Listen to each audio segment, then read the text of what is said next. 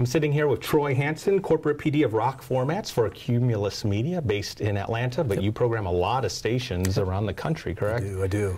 Yeah, my programmers program them. I'm really there to offer backup thought process and advice, research what's working in other markets, songs that have worked, concepts, execution, promotions, just another asset for all of our radio stations, another brain in the room, if you will.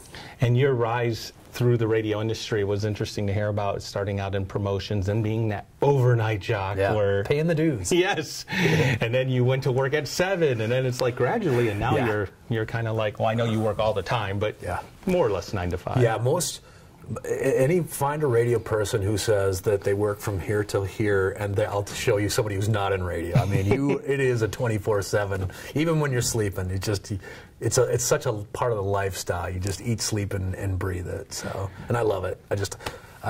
Very rarely have I met anybody in this business who doesn't love it. It's so in the blood, you know. Mm-hmm. I'm sure you work with a lot of young people coming up into the business, and the session you give today talking about kind of developing your on-air persona and how to be a music DJ. What are some of the biggest mistakes, I guess, you see young people make when they first start out in the business? Not having something to say.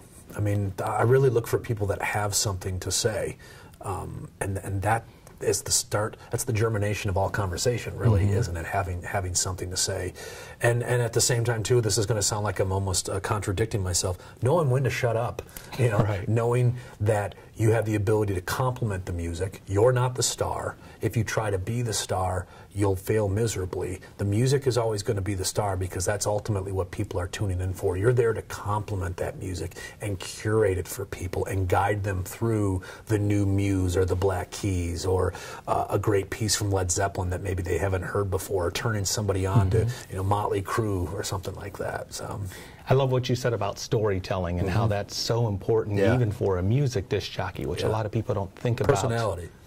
Yeah. And that's so nice to hear, because I think a lot of times people feel coming into radio, especially on the music side, that, oh, they have to just read from the liner card. But that's not how you program your stations. No, I want somebody that has something to say, that I can certainly have a lot of words typed out on a liner, but I need someone to put the color into it, to put the passion, the excitement, the storytelling into it.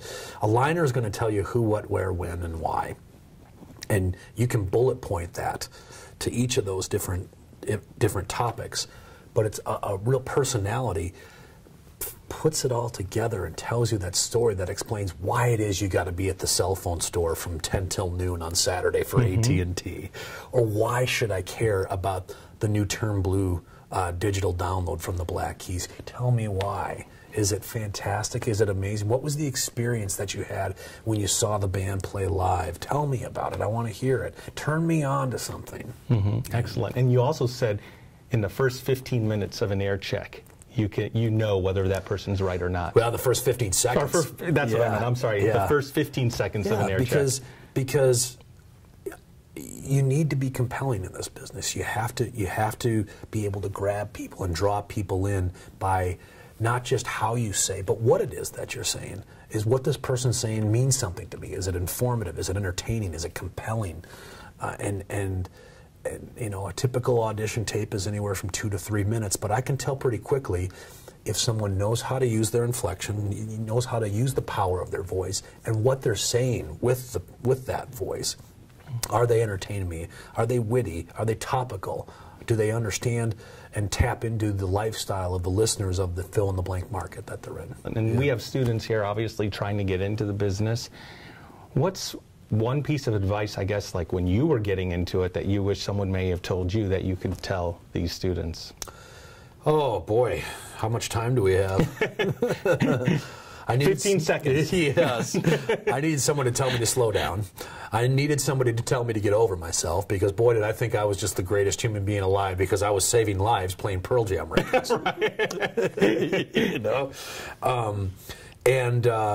I needed somebody to tell me to pay my dues more, because there's a little sense of entitlement with today's 20-something era that they want it all and they want it right now.